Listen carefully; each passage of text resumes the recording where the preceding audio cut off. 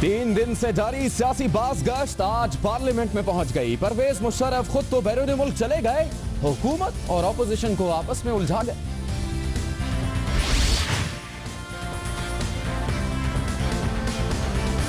नून league कुछ भी कहे मगर साबिक सदर परवेज मुशर्रफ की दुबई में सियासी सरगर्मियां हुकूमत का मुंह चढ़ा रही हैं।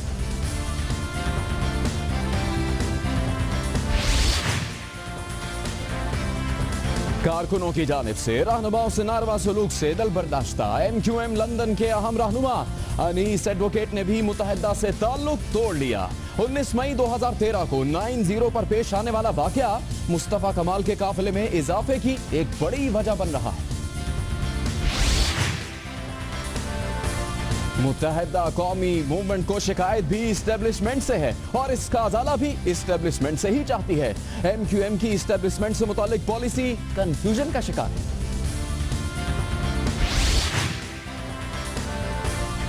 और 88 बरस की सर्द जंग के बाद अमरीकी सदर की क्यूबा आमद दुनिया को पैगाम दे रही है कि दुश्मनी जितनी भी तवील और गहरी हो, आखिर अमन के लिए कदम बढ़ाना ही पड़ता है।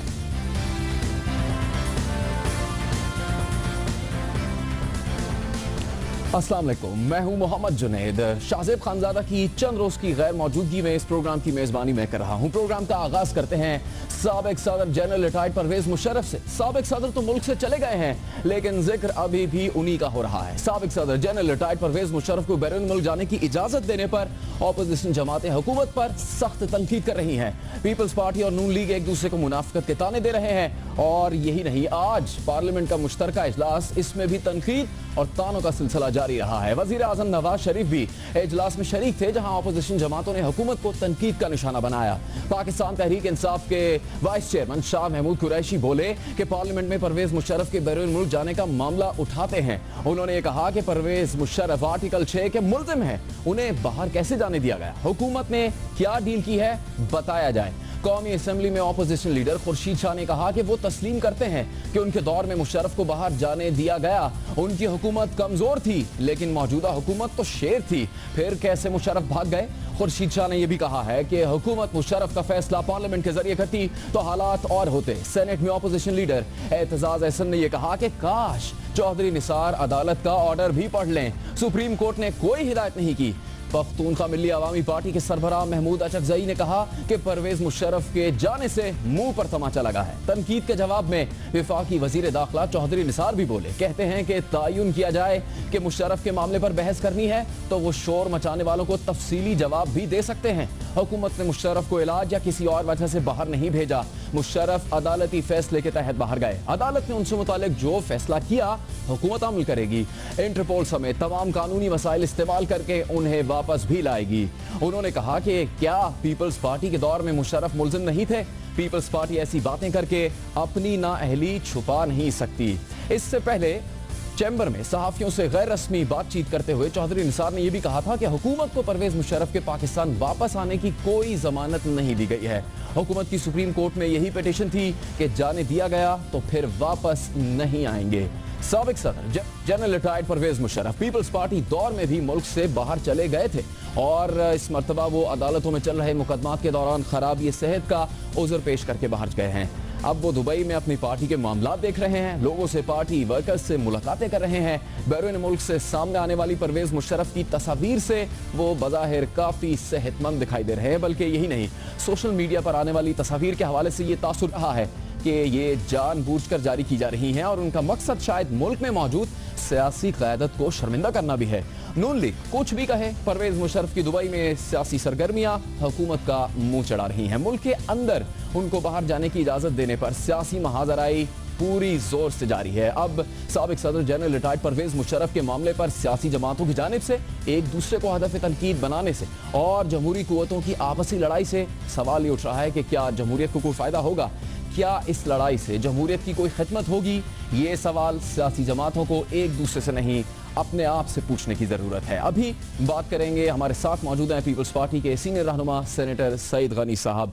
पीपल्स पार्टी सबसे आगे भी है इस मामले पर हुकूमत में तनकीद करने पर। सईद गनी साहब, क्या जिस तरह से तनकीद हो रही है परवेज मुशर्रफ के बाहर जाने पर और हुकूमत को तनकीद का निशाना बनाया जा रहा है, सारा कसूर क्या नून लीग का है पीपल्स पार्टी की नजर में?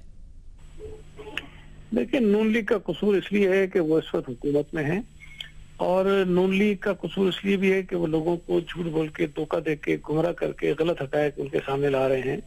जिस तरह आज आपने खुद बताया कि चौधरी निसार अली खान ने सेनेट में, जो पार्लियामेंट में, ये खड़े होकर कहा कि सुप्रीम कोर्ट की इजाजत पर उनको छोड़ा गया है। हालांकि सुप्रीम कोर्ट का ऑर्डर अगर आप पढ़ें, और जो उस दिन ऑब्जर्वेशंस भी अखबार पे रिपोर्ट हुई, तो उनमें जजेस का ये कहना था कि हुकूमत हमारे कांधे पर बंदूक रख के कोई शिकार करने की कोशिश ना करे। अगर हुकूमत और वो स्पेशल कोर्ट जिसमें परवेज मुशर्रफ के खिलाफ गद्दारी का मुकदमा चल रहा है, वो ये समझते हैं कि मुशर्रफ को यह रहना चाहिए, तो वो उसको रोकने में बाइख्तियार हैं। तो इसका मतलब ये है कि हुकूमत के पास ये चॉइस जरूर थी कि वो जनरल परवेज मुशर्रफ को जाने दें या फिर उनको ना जाने दें। तो ये कहना कि सुप्रीम कोर्ट के कहने पर उन्होंने भेजा है, ये बिल्कुल कतन हकायक के मुनाफी बात है, जो चौधरी निसार साहब बार बार कहते रहते हैं।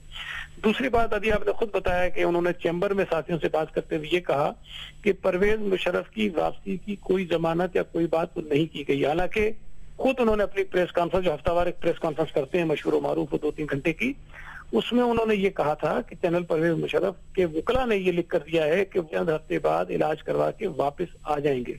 तो ये खुद लोगों को धोखा देते हैं, गलत बयानी करते हैं और मिसगाइड करते हैं, और फिर पीपल्स पार्टी के ऊपर इल्जाम धरने की वो कोशिश करते हैं। हालांकि हकीकत ये है कि जब तक पीपल्स पार्टी हुकूमत में थी और जब तक जनरल परवेज मुशर्रफ पहले सदर थे, उसके बाद कुछ अर्सा और वही आ रहे, उसके बाद वो बाहर चले गए।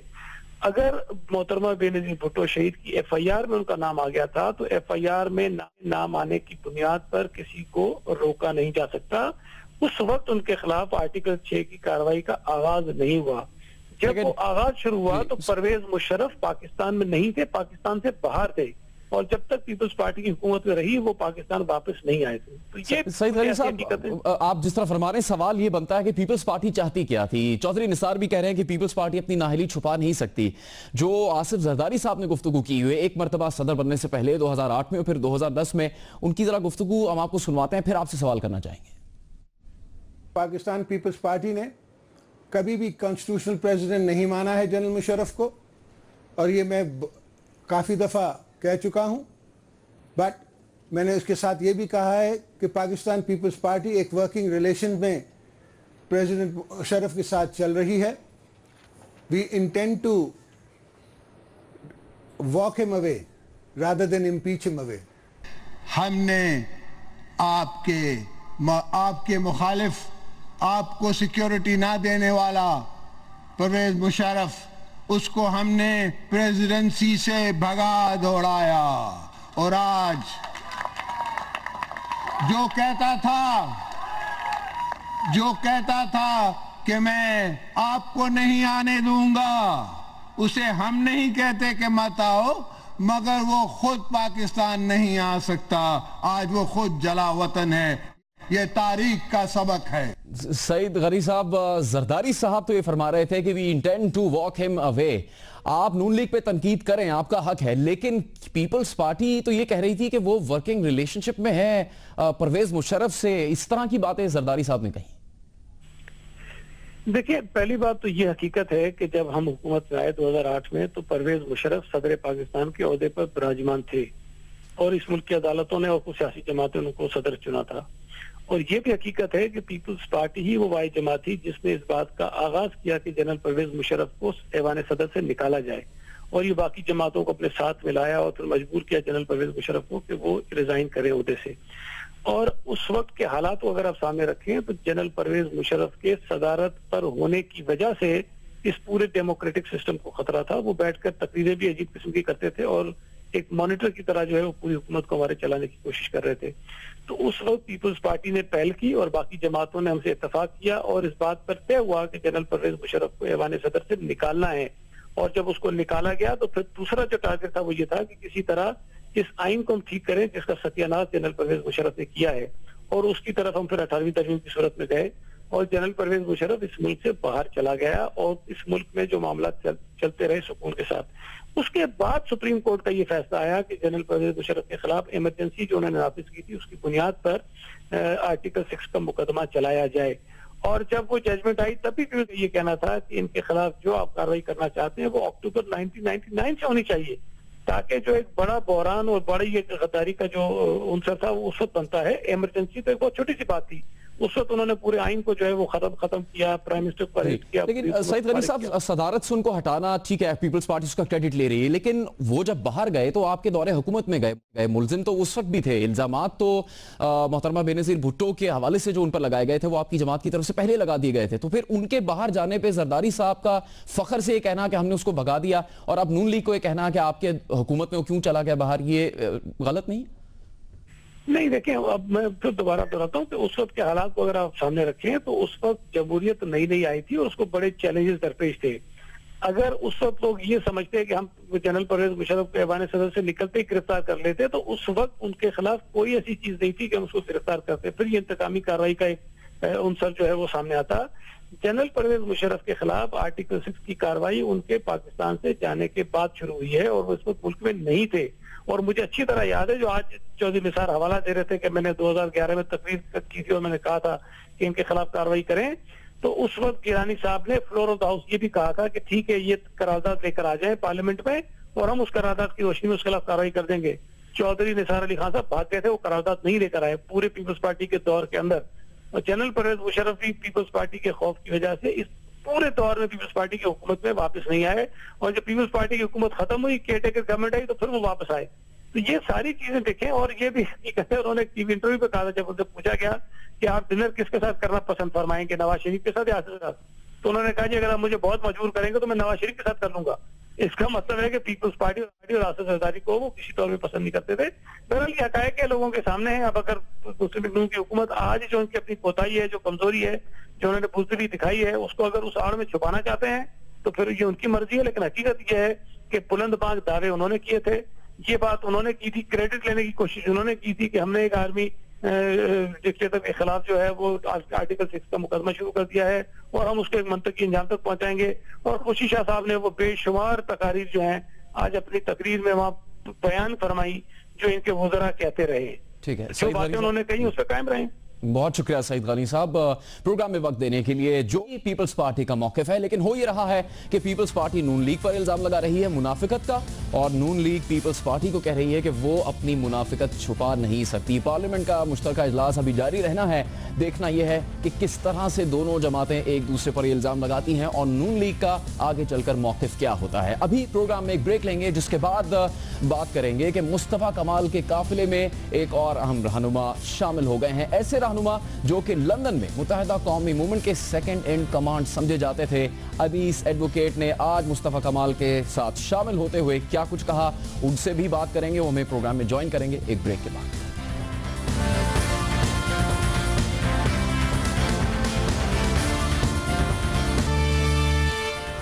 प्रोग्राम में एक बार फिर खुशामदीद। बात करेंगे मुत्तहिदा कौमी मूवमेंट की। मुत्तहिदा कौमी मूवमेंट की क़यादत बरहम है, लेकिन मुस्तफ़ा कमाल कमाल पे कमाल किए जा रहे हैं। आजकल सियासी और तंजीमी बहरान का शिकार MQM है। इसके बाद हुआ यह है कि एक के बाद एक रहनुमा अपनी बरसों पुरानी वफादारियां बदल रहे हैं। आज मुत्तहिदा कौमी मूवमेंट के अहम तंजीमी रहनुमा अनीस एडवोकेट भी मुस्तफ़ा कमाल के साथ शामिल हो गए। लंदन में मुत्तहिदा के कायद के करीबी साथी समझे जाने वाले अनीस एडवोकेट की नई पार्टी में शमूलियत बहुत अहम करार दी जा रही है। अनीस एडवोकेट की शमूलियत पर मजीद बात करने से पहले हम आपको ये बताते हैं कि वो कौन सा महीना है जिसने मुत्तहिदा को अंदरूनी और बैरूनी तौर पर बेतहाशा नुकसान पहुंचाया है। वो महीना है मई का महीना, मई 2007 और फिर मई 2013। इनमें पेश आने वाले वाक़यात ने मुत्तहिदा की सियासत और तंजीम को एक तरह से हिला कर रख दिया है। 12 मई 2007 को कराची में पेश आने वाले वाक़े न सिर्फ मुल्क बल्कि पूरी दुनिया में मुत्तहिदा की बदनामी की वजह बना। इसी तरह 19 मई 2013 को 9-0 पर पेश आने वाला वाक़या, जिसमें कारकुनों ने रहनुमाओं को ज़दोकोब किया, मुत्तहिदा की तंजीम को झंझोड़ कर रख दिया। कारकुनों के हाथों पिटाई के बाद MQM के कई रहनुमाओं का सब जवाब दे गया। साबिक सिटी नाज़िम मुस्तफ़ा कमाल ने अपनी प्रेस कॉन्फ्रेंस में भी इस वाक़े पर बात की। 19 मई 2013 को राब्ता कमेटी को, तंजीमी कमेटी को, कारकुनान को जमा करके नशे में धुत कारकुनान को जमा करके वहां पर जो है वो लोगों के साथ जो है वो मिस हैंडल किया गया, जिम्मेदारों के साथ बदतमीजी की गई, उनके ऊपर जूते फेंके गए, उनको कारकुनों से जलील कराया गया, और आप तमाम लोग, पूरी दुनिया इसकी गवाह है। 19 मई 2013 को 9-0 कराची पर क्या हुआ हम आपको बता चुके हैं। सिर्फ कराची में ही नहीं, लंदन में भी इस वाक़े के असरात रनुमा हुए और अनीस एडवोकेट ने भी इस वाक़े के बाद पार्टी से राहें जुदा कर दी। 19 मई 2013 में जिस तरीके से जो सूरत हाल पैदा हुई, तो मैं भी उन लोगों में शामिल था जिसने बरमला कहा कि ये गलत हुआ है।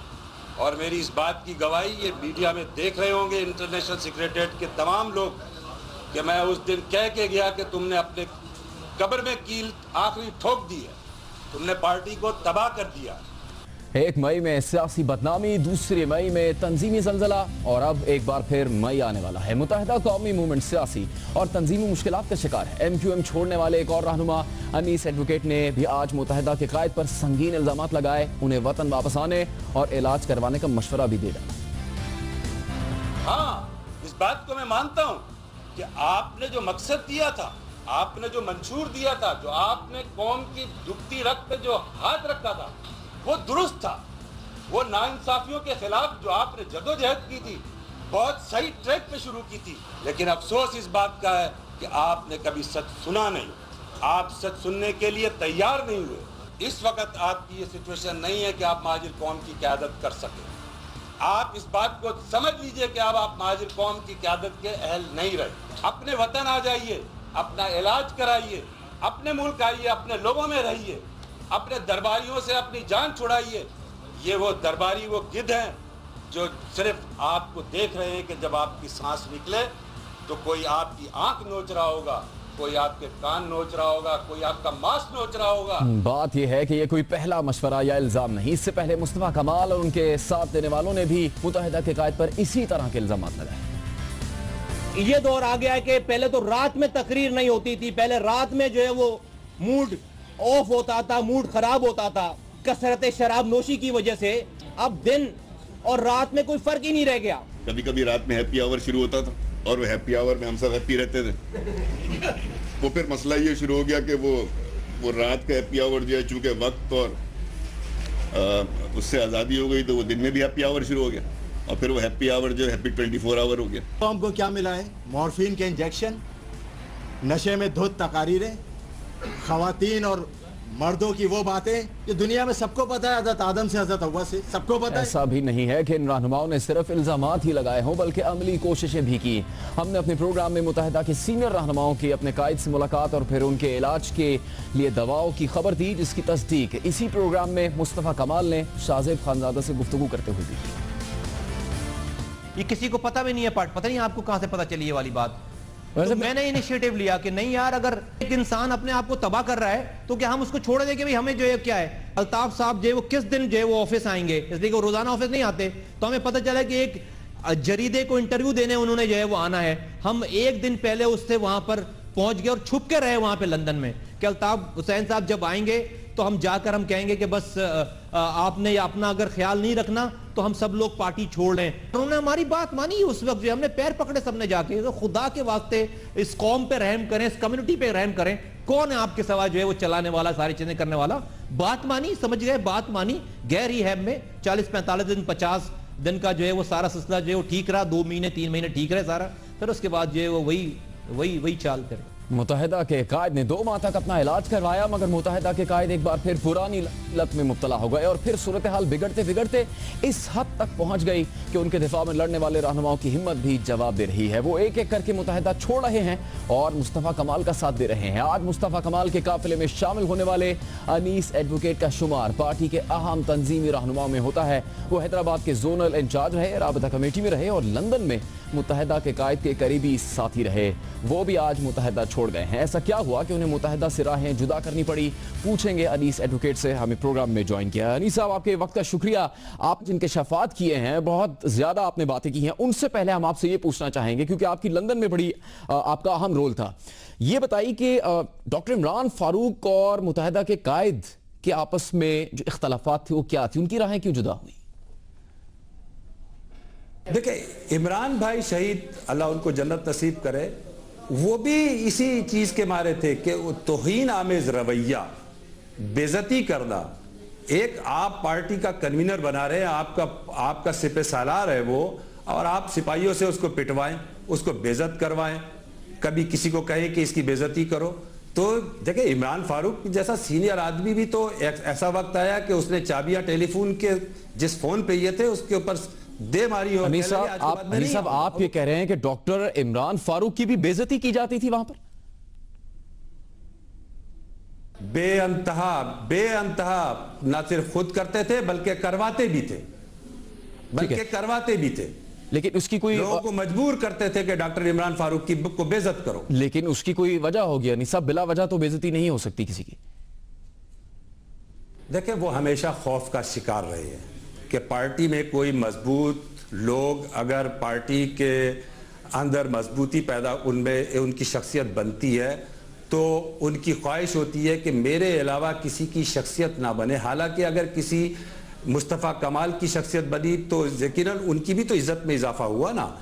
अगर डॉक्टर इमरान फारूक शहीद की शख्सियत बनी तो फिर कायद की शख्सियत में भी, कायद की इज्जत में भी तो इजाफा हुआ। तो वो, लेकिन उनका माइंड सेट बेसिकली माफिया का चलाने का अंदाज इसी तरह होता है। अनीस साहब, कहा यह जाता है कि इमरान फारूक अपनी अलग जमात बनाना चाह रहे थे। अगर आपको इसका इल्म था, ऐसा था क्या वो ऐसा करना चाह रहे थे? और अब जो मुस्तफ़ा कमाल साहब कर रहे हैं, आप भी उनके साथ शामिल हो गए हैं, क्या ये उसी का तसलसल है? नहीं, मेरे इल्म में ईमानदारी की बात है कि मेरे इल्म में कहीं से ये नहीं था कि डॉक्टर इमरान फारूक भाई शहीद कोई सियासी पार्टी बनाना चाहते थे या उसके ऊपर काम कर रहे थे। ये तो उनके मर्डर के बाद जब चीजें सामने आई, शायद उनकी डायरी भी एक बहुत अहम डायरी जो कि स्कॉटलैंड यार्ड के पास है, उसमें बहुत कुछ है।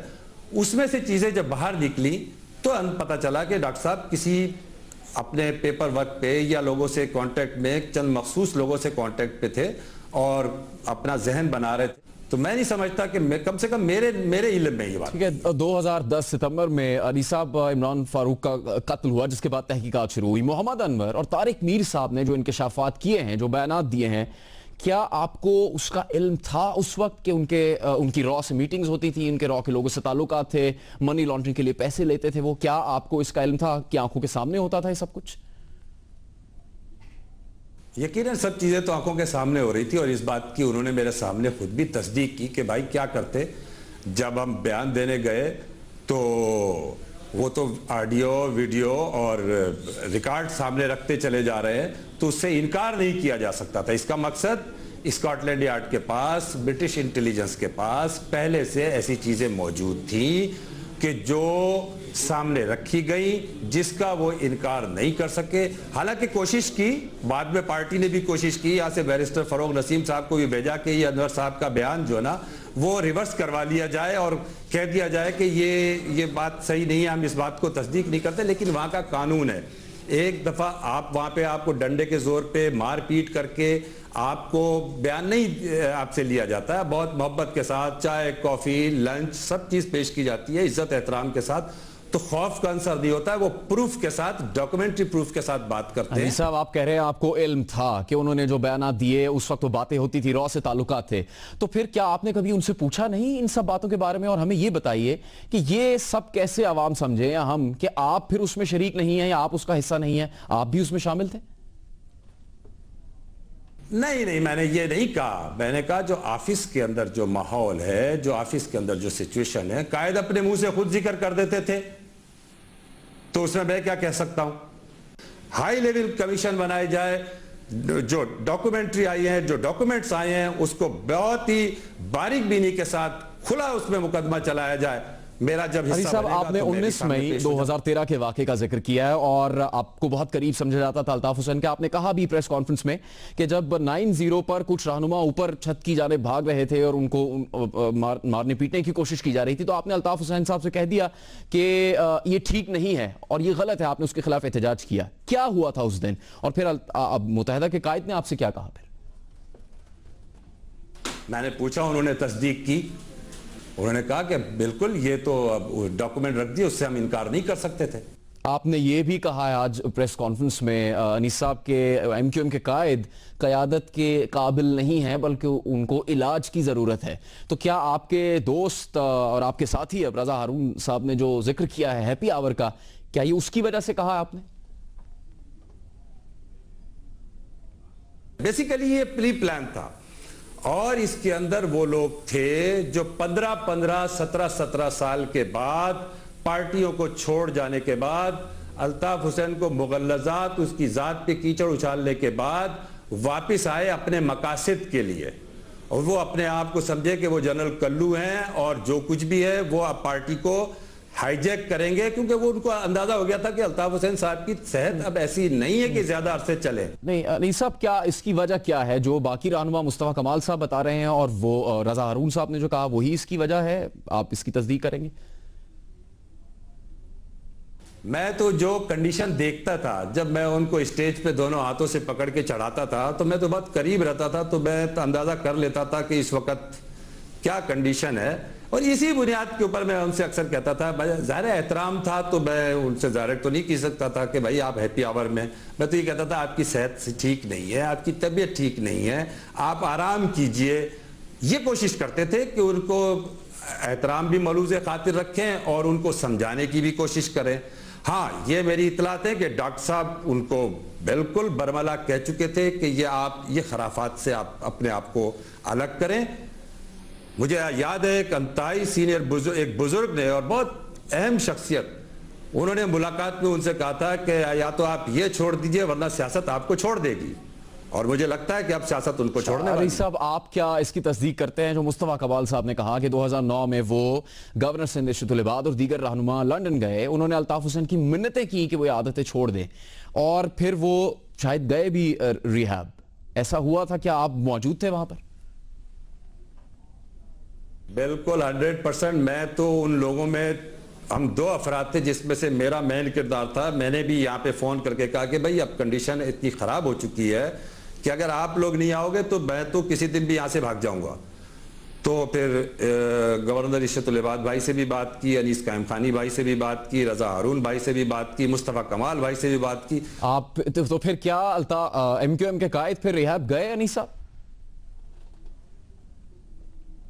बिल्कुल, जब हमने बहुत जोर डाला, दबाव डाला, हमने कहा कि हम तमाम लोग अपने ओहदों से रिजाइन करते हैं, हम पार्टी छोड़कर सब यहां से चले जाएंगे अगर आपने अपने आप को रिहैब ना किया, अपना इलाज नहीं कराया। तब जब इतना दबाव, हालांकि वो बहुत नाराज भी हुए कि तुम लोग कैसे आ गए, कौन कौन शामिल है इसके अंदर, ये किसने प्लानिंग की है, बहुत नाराजगी का भी उन्होंने इजहार किया। लेकिन जवाब में हमने ये तय कर लिया था कि यहां से हर चीज को छोड़ देंगे, रिजाइन कर देंगे। मैं राब्ता कमेटी छोड़ दूंगा, आप निजामत छोड़ दीजिएगा, आप गवर्नर ही छोड़ दीजिएगा, आप पार्टी की डिप्टी कन्वीनर ही छोड़ दीजिएगा। साहब, आपसे पहले मुस्तफा कमाल, फिर दीगर रहनुमा, रजा हारून साहब ने भी हत्ता कि उनकी इन आदात का जिक्र किया। हमें आप जरा ये बताएंगे कि MQM के कायद कब से इस राह पर चल रहे थे? जिन आदात का आप जिक्र कर रहे हैं, कब से वो इस आदत में मुब्तला थे? देखिए, ये हल्की फुल्की तो बशरी खामी तो इंसान में बहुत कम लोग हैं जिनमें नहीं होती है। मैंने तो बड़े बड़े मौलवियों को भी करते हुए देखा है हैप्पी आवर के अंदर। तो बहरहाल सब नहीं, लेकिन कुछ लोग होते हैं, बहुत से पॉलिटिशियंस भी है, लेकिन एक चीज का वक्त होता है, उसको करके अपना टेंशन दूर करके अपना रेस्ट करते हैं, फिर वो पब्लिक में नहीं आते हैं, अपना रख रखाव रखते हैं, पब्लिक लाइफ जो ना ताकि मुतासिर ना हो, उनकी शख्सियत खराब ना हो। ये आस्ते आस्ते ये 6, 7, 8 के बाद, 5, 6 के 7, 8 के बाद तो बढ़ना शुरू हो गया बहुत बुरी तरह। और खासकर मिर्जा साहब ने जब प्रेस का, मैं एक आपको इस बात की गवाही, वहाँ अनवर साहब मौजूद हैं और या रजा हारून साहब मौजूद हैं, रजा हारून भाई मौजूद हैं। जिस दिन जुल्फिकार मिर्जा साहब के जवाब में प्रेस कॉन्फ्रेंस की, मैं वो वाहिद शख्स था, पूरा ऑफिस गवाह है कि आखिर में बैठते हुए भी मैंने कहा कि आज की प्रेस कॉन्फ्रेंस आप मत कीजिए। जाहिर है मैं ये तो नहीं कह सकता था कि आप किसी और आपकी इस वक्त दूसरी, लेकिन मैं एहतराम के रिश्ते में कहा, मैंने कहा इस वक्त आपकी प्रेस कॉन्फ्रेंस करना मुनासिब नहीं है, मत कीजिए। इस बात की गवाही रजा हारून भाई भी देंगे, वहां पे अनवर साहब भी देंगे। और उसका नतीजा ये हुआ कि उस प्रेस कॉन्फ्रेंस में सब ने देखा कि मैं मोस्टली जब उनकी प्रेस कॉन्फ्रेंस होती थी तो मैं मेकअप वेकअप पूरी का पसीना वसीना साफ करके उनको लुक उनका सही लगे, लिपस्टिक विस्टिक लगा के सब मैं खुद करता था अपने हाथों भाई। उस दिन मैं उनके करीब नहीं गया, मैं बाहर आके बैठ गया। अली साहब, आप मुस्तफा कमाल साहब के साथ शामिल तो हो गए, लेकिन सवाल ये उठ रहा है कि आपकी बातों पे इस तरह से यकीन किया जाए, क्यों किया जाए? क्योंकि जो मई में वाकया हुआ 9/0 पर, आप ना उसमें मार खाने वालों में शामिल थे, ना आप कराची में थे। जिन लोगों के साथ उस दिन तशद्दुद हुआ भी, वो अब भी MQM में, उन्हें कोई एतराज भी नहीं है, वो छोड़ भी नहीं रहे पार्टी। आपको फिर क्यों एतराज है? तुम लोग पिटे, तुम लोग बेइज्जत, जो तुम लोगों के साथ जो सलूक होता है, जो तुम्हारे, मुझे एक दफा गाली दी थी जनाब अल्ताफ हुसैन साहब ने, एक दफा गाली दी थी और मैं कह के गया था कि बुनियादी रुकनियत छोड़ता हूं, मैं आपके साथ काम नहीं कर सकता हूं, मैं गाली सुनने नहीं आया हूं। और जिसका रिकॉर्ड भी है, आपके जियो पे भी मेरी इस्तीफे की बाकायदा खबर जारी, मैंने कहा इस्तीफा बुनियादी रुकनियत से इस्तीफा देता हूं, मैंने गाली गलौज। गवर्नर सिंध के बारे में हमें बताइएगा, उनका क्या रोल है? क्योंकि वो पार्टी में से अब अलग हैं, उनकी अलहदगी में किसका किरदार था और आपका उनसे राब्ता रहा? कुछ बातें आपको याद होंगी। देखिए, गवर्नर साहब गवर्नर है और उनकी जाहिर है उनका वो, उन्होंने पार्टी के लिए, इस शहर के लिए, इस सूबे के लिए, यहाँ के लोगों के लिए उनकी खिदमत है और उन्होंने इस मुल्क के लिए अपनी तमाम तर सलाहियतें बरोए कारी लाई। उन्होंने बेअंतहा कोशिश की, उन्होंने भी की कि अल्ताफ हुसैन साहब को 50 दफा उन्होंने मुश्किलात से निकाला, पार्टी को मुश्किलात से मामलात को सेट करवाया कि कोई गड़बड़ ना हो। जिन लोगों से आपको पता है, समझ रहे हैं बात आपके, जहां पे जाती है चीजें, तो गवर्नर साहब एक पुल का किरदार अदा करते रहे हैं कि पार्टी मुश्किलात में ना रहे, पार्टी एक उस पे। लेकिन जब आप गवर्नर साहब को भी फला का एजेंट, अब तुम ISI के हो गए हो, अब तुम बिक गए हो और उनको मोकलास, गवर्नर साहब को भी जो गालियां देते रहे, गवर्नर साहब के भी ऑपरेटर्स जो ना इस बात की गवाही दे देंगे, भाई ये जो कैसेट है उनकी भी जो वहां पे है, तो कोई सुन लेना तो कानों को हाथ लगा ले कि वो किसी का लिहाज रखते ही नहीं। साहब, ये इंकिशाफ हुआ है कि अभी जो तहकीकात लंदन में चल रही हैं उसमें बरतानिया के फॉरेन ऑफिस ने दबाव डाला है वहां पर तहकीकात करने वालों पर कि क्यों जो दहशतगर्दी की दफात है वो ना लगाई जाए और दीगर दफात के तहत कार्रवाई की जाए मुत्तहिदा कौमी मूवमेंट के खिलाफ या उनके रहनुमाओं के खिलाफ। जब आप MQM का हिस्सा थे लंदन में, तो क्या फॉरेन ऑफिस के लोगों से, बरतानिया के फॉरेन ऑफिस के लोगों से आपकी बात होती थी, उनसे मुलाकातें होती थी? यकीनन बरतानिया के फॉरेन ऑफिस से बाकायदगी से। एक वक्त तो ये था कि भाई कि बरतानिया की ब्रिटिश इंटेलिजेंस एजेंसी हर 15 दिन बाद, 10 दिन के बाद MI6 के अफसरान या स्कॉटलैंड यार्ड के वो बाकायदा ऑफिस में विजिट करते थे और उनकी लेजन करते थे। अनवर साहब और तारिक मीर साहब, हर एक का अपना डिपार्टमेंट सिस्टम। क्यों विजिट करते थे? क्यों MQM के लोगों की उनसे मुलाकातें होती? जाहिर है अपने मकासद के लिए इस्तेमाल तो किसी ना किसी को किया जाता है ना। उनके पास भी तो एक पाकिस्तान एक अहमियत का मुल्क है, एक कराची एक बड़ा शहर है, उस पर अरसा दराज से होल्ड रहा है, उनके इंटरेस्ट हैं अपने, हर मुल्क अपने इंटरेस्ट के लिए अपनी पॉलिसी को वज़ा करता है, कहीं किसी को बाय करता है, खरीदता है, जो भी अंदाज उसका होता है।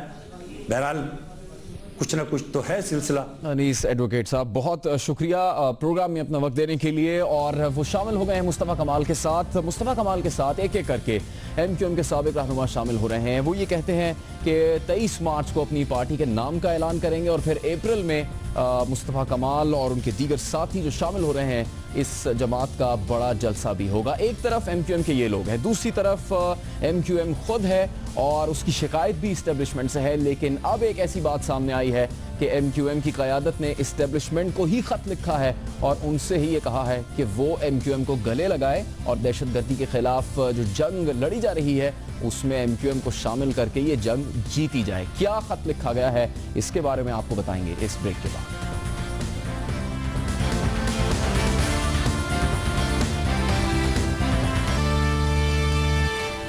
Welcome back. ब्रेक से पहले अनीस एडवोकेट बात कर रहे थे हमारे प्रोग्राम में। उन्होंने कहा कि एक वक्त ऐसा भी था कि फ़रूक नसीम लंदन आए और उनके ज़रिए से कोशिश की गई कि किसी तरह तारिक मीर और मोहम्मद अनवर के बयान वापस दिलवा लिए जाएं। लेकिन बैरिस्टर फ़रूक नसीम ने यह कहा है कि वो ऐसे किसी भी दावे की तरदीद करते हैं और वो कभी भी लंदन इस मकसद से नहीं गए थे। अभी हम मुत्तहिदा कौमी मूवमेंट की बात करेंगे, उनके कायद की। इस्टेब्लिशमेंट की जानिब देख रहे हैं वो, और एक बार फिर मुत्तहिदा के कायद की जानिब से आर्मी चीफ को खत लिखा गया है जिसमें उन्होंने मुत्तहिदा के खिलाफ होने वाली साजिशों का जिक्र किया है। वहाँ जनरल राहील शरीफ की तारीफ भी की है। 3 मार्च के बाद पैदा होने वाली सूरत हाल में इस खत की बहुत अहमियत है, क्योंकि जो लोग MQM को छोड़कर मुस्तफा कमाल के साथ शामिल हो रहे हैं वो मुत्तहिदा के कायद के मुताबिक उसके पीछे कानून नाफिज करने वाले चंद अफसरान हैं, लेकिन मुत्तहिदा के कायद इस खत में इस्टेब्लिशमेंट की कोई दिलचस्पी नजर नहीं आ रही। इससे भी वाज़ेह है कि इस खत के मंजर पर आने के अगले दिन यानी आज ही MQM की राबता कमेटी के डिप्टी कन्वीनर शाहिद पाशा को रेंजर्स ने कराची के इलाके गुलिस्तान जौहर में वाक़ उनकी रिहाइशगाह से गिरफ्तार भी किया है। उनका 90 दिन का रिमांड ले लिया गया है।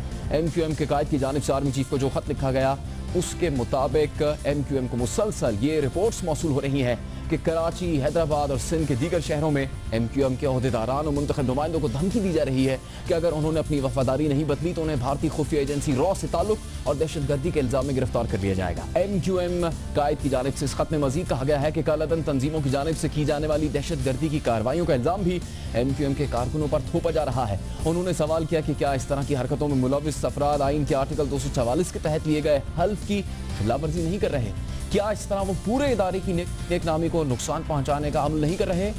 मुत्तहिदा के कायद की तरफ से आज भी इस किस्म का एक बयान सामने आया है जिसमें उन्होंने दावा किया कि इस्टेब्लिशमेंट बौखलाहट में उनके नुमाइंदों पर हाथ डाल रही है। जहां मुत्तहिदा के कायद कानून नाफिज करने वाले इदारों के चंद अफसरान पर संगीन इल्जामात लगा रहे हैं, वहां इन शिकायत के अजाले के लिए भी वो उसी इस्टेब्लिशमेंट की जानिब भी देख रहे हैं जिस पर माजी में वो संगीन इल्जामात लगाते रहे हैं। कई मौके आए जब कभी मुत्तहिदा के कायद की जानिब से इस्टेब्लिशमेंट पर इल्जामात लगाए गए और कई ऐसे मौके भी आए जब MQM के कायद इस्टेब्लिशमेंट के साथ खड़े नजर आए। ये कोई पहला मौका नहीं है जब MQM के कायद की जानिब से army chief general Raheel Sharif को खत लिखा गया। इससे पहले आपको ये बता दें कि 11 जुलाई 2014 तारीख थी जब MQM की जानिब से chief of army staff general Raheel Sharif को ओपन लेटर लिखा गया जिसमें MQM के कायद का कहना था कि कराची में जारी ऑपरेशन से MQM से ज्यादती हो रही है। 26 सितंबर 2014 को MQM की कायद की जानिब से आर्मी चीफ जनरल राहील शरीफ से 14 सवालात पर मुश्तमिल एक बयान भी जारी हुआ जिसमें MQM के कायद ने कराची में जारी ऑपरेशन से मुताल्लिक आर्मी चीफ से 14 सवालात किए, लेकिन उसमें भी इस्टेब्लिशमेंट की कोई दिलचस्पी नजर नहीं आई। सिर्फ यही नहीं, इस्टेब्लिशमेंट का रवैया MQM की तरफ और आया हुआ जब 11 मार्च को 90 पर रेंजर्स ने छापा मारा। पिछले साल मई में उस वक्त दिलचस्प सूरत हाल पैदा हुई जब MQM के कायद ने एक तकरीर में भारतीय खुफिया एजेंसी रॉ से मदद की दरख्वास्त की, जिस पर 1 मई 2015 को DG ISPR lieutenant general Asim Salim Bajwa का ट्वीट सामने आया और उन्होंने कहा कि इस बयान के बाद कानूनी कार्रवाई की जाएगी। MQM कायद कभी इस्टेब्लिशमेंट पर संगीन इल्जामात लगाते नजर आते हैं तो कभी उसी इस्टेब्लिशमेंट से मदद भी मांगते हैं। फरवरी 2011 में उन्होंने मुहिब्बे वतन जर्नैलों से मुतल्लिक बयान दिया और कहा कि मुहिब्बे वतन जर्नल सामने आए और मुल्क को करप्शन से निजात दिलाने के लिए माशाल्लाह लगाएं। MQM कायद की इस कंफ्यूजन का जिक्र आज MQM छोड़कर मुस्तफा कमाल के साथ शामिल होने वाले अनीस एडवोकेट ने भी किया। उनका ये कहना था कि आप खुद इस्टेब्लिशमेंट से राबते करते हैं और हम पर इस्टेब्लिशमेंट से राबतों का इल्जाम लगाते हैं। आपकी खातिर हमने फौज का सामना किया, आपकी खातिर हमने अपने इदारों को, आज आप सुबह शाम आप रोते हैं कि मुझसे बातचीत कर लो, मुझसे बातचीत करो, मेरे मसाइल सुनो, मेरे से दोस्ती बढ़ाओ, वाह, और दूसरों पे इल्ज़ाम लगाएं कि ये इस्टेब्लिशमेंट के लोग, ये इस्टेब्लिशमेंट के लोग। आप खुद करें तो चमत्कार और कोई और करे तो बलात्कार। ये क्या हो सकता है? वजह क्या है और क्या MQM के कायद की ख्वाहिश पूरी हो सकती है, बात करेंगे सीनियर सहाफ़ी और तज्ज़ियाकार मज़हर अब्बास साहब से। मज़हर साहब, आपके वक्त का शुक्रिया। जो कुछ कह रहे हैं MQM के कायद, जो उन्होंने ख़त में कहा है, क्या ऐसा मुमकिन है मज़हर साहब, या फिर बहुत देर हो चुकी है, वक्त गुजर गया इन सब बातों का? देखिए जुनैद, MQM को ये समझना चाहिए कि ये इस्टेब्लिशमेंट मादी की इस्टेब्लिशमेंट से बड़ी मुख्तलिफ है और इन्होंने जब से ऑपरेशन शुरू किया है इन्होंने बहुत कैटेगोरिकली लाइन खींच दी है। MQM के बारे में उन्होंने लाइन खींच दी है कि उनके बकौल जो उनके मिलिटेंट्स हैं, जिसकी तादाद मेरा ख्याल है उनकी अपनी उसमें कोई 1200 से 2000 के करीब है, उसको वो बिल्कुल भी MQM में उसके खिलाफ कार्रवाई करेंगे, उसमें कोई नहीं होगा। बहुत से MQM के रहनुमाओं के बारे में उनके पास इस तरह के उनके बकौल उनके पास शवाहिद हैं और उनके खिलाफ भी कार्रवाई होगी। जिस तरह भी आपने देखा कि इनको गिरफ्तार किया गया है अम्मार सिद्दीकी के बारे में और बहुत से लोगों के बारे में, खुद अनीस कैम खानी के बारे में भी JIT जो है बल्दिया फैक्ट्री की मौजूद है। ये सारी चीज़ें अपनी जगह हैं। तो वो बहुत माजी में इस्टेब्लिशमेंट से और पॉलिटिकल पार्टीज वो कहीं ना कहीं MQM को एडजस्ट करती थी और MQM के बहुत से इल्जामात गलत भी साबित हुए। MQM पर जो इल्जामात लगाए वो गलत भी साबित हुए। MQM को कानूनी तौर पे दो चीज़ों से निकलना पड़ेगा अगर वो वाकई ही इस्टेब्लिशमेंट उसको रिकन। एक तो रॉ के हवाले से जो मामलात हैं वो बहुत संगीन हैं, उस पर बहुत बड़ी तहकीकात हो रही हैं, कई एंगल से तहकीकात हो रही हैं। MQM उससे निकल पाएगी नहीं निकल पाएगी। एस्टैब्लिशमेंट की जो प्रॉब्लम है वो ये है कि एस्टैब्लिशमेंट को भी ये देखना है कि इतने संगीन इल्जामात अगर उनके शवाहिद भी हैं, लेकिन साथ में ये भी रियलाइजेशन है कि ग्राउंड रियलिटी है कि MQM के पास आज भी पॉपुलर सपोर्ट मौजूद है, अल्ताफ हुसैन के पास आज भी पॉपुलर बेस मौजूद है। तो ये दोनों चीजें हैं, लेकिन ये इस किस्म के खत जो है ये माजी में जो आर्मी चीफ्स थे उन्होंने इन चीजों को कंसीडर किया था। मुशर्रफ साहब ने बहुत प्लीज किया, जनरल आसिफ नवाज का रवैया बिल्कुल मुख्तलिफ था, असलम बेग का रवैया मुख्तलिफ था, मुख्तलिफ आर्मी चीफ्स के रवैये, एस्टैब्लिशमेंट्स के रवैये मुख्तलिफ रहे हैं। यहां जो है यहां बहुत कैटेगोरिकली मिलिटेंट्स के हवाले से, टेरर फाइनेंसिंग के हवाले से, यानी पीपल आसिफ अली जरदारी साहब के बारे में उनके पास जो वो हैं उनके खिलाफ जो तहकीकात हो रही हैं, या डॉक्टर आसिम के खिलाफ जो तहकीकात हो रही हैं, उसमें कहीं भी वो रिलीफ देने को, तो मुझे नहीं लगता कि इस खत का कोई असर होगा अनटिल अनलेस MQM कानूनी तौर पे अपनी वो लड़ाई जीत सके। ये जो लोग आए हैं ये भी इसी चीज को एक्सप्लॉइट कर रहे हैं। तो एक मुश्किल सिचुएशन में इस वक्त MQM है, लेकिन इस्टेब्लिशमेंट के लिए भी सूरत हाल आसान नहीं है, क्योंकि जो इल्जामात लगे हैं उनको बहरहाल अदालतों से साबित होना है। खास तौर पे जो रॉ के हवाले से चीजें हैं, जो मनी लॉन्ड्रिंग के हवाले से चीजें हैं, उनको बहरहाल अभी अदालतों से साबित होना है। अगर अदालतों से साबित होता है तब सूरत हाल MQM के लिए और भी संगीन हो जाएगी। लेकिन मजहब क्या इससे कार्रवाइयां तेज भी हो सकती है? जो कुछ हो रहा है उनसे ताल्लुक रखने वाले लोगों के खिलाफ ये भी हो सकता है रिटेलिएशन किसी किस्म की? नहीं, रिटेलिएशन किसकी तरफ से? अगर इस तरह की बातें की गई हैं, जब एस्टेब्लिशमेंट से कहा गया है ये, लेकिन ये हो सकता है कि कार्रवाई वैसे ही चलती रहेगी जो अभी कुछ हो रहा है, या फिर उसमें कुछ तेजी भी आ सकती है? कार्रवाई में तेजी आ सकती है, बिल्कुल आ सकती है। आइंदा चंद हफ्तों चंद महीनों में बिल्कुल तेजी आ सकती है। MQM के बहुत से रहनुमाओं के बारे में उनकी जो तहकीकात हैं, वो जो चीजें बताई जा रही हैं वो खासी संगीन है, खासी संगीन वारदातों, और बहुत से अहम रहनुमा MQM के, ऐसे ही नहीं जो सेकंड कैटेगरी के रहनुमा नहीं, जो हायर कैटेगरीज के राब्ता कमेटी के बहुत से लोग हैं जिनके बारे में उनके अब सही है या गलत वो अलग बात है। तो इससे लग ये रहा है कि एस्टैब्लिशमेंट और MQM के रास्ते जो है वो अब जुदा नजर आ रहे हैं। बहुत ज्यादा खलीज जो है वो बढ़ गई है पिछले 2-2.5 सालों में 2013 के इलेक्शन के बाद, जो 19 मई के बाद आज तक जितना MQM ने अपने आप को नुकसान पहुंचाया है, उतना MQM ने 30 साल में भी नुकसान नहीं पहुंचा। जितना नुकसान MQM को पिछले 2-2.5 साल में पहुंचा है, उतना 30 साल। बहुत शुक्रिया आपके वक्त का। मज़हर साहब ये कह रहे हैं कि माजी में शायद ऐसा होता हो कि एस्टेब्लिशमेंट को जब मदद के लिए पुकारा हो MQM ने, या उनसे कुछ कहा हो तो फिर उनको मदद मिली हो, लेकिन अब के हालात पिछले माजी के तमाम वक्तों के हालात से मुख्तलिफ हैं। अब शायद ऐसा मुमकिन ना हो सके जैसा MQM चाह रही है। आज का प्रोग्राम यहाँ पर खत्म होता है। आपसे कल मुलाकात होगी, हमारे साथ रहिए।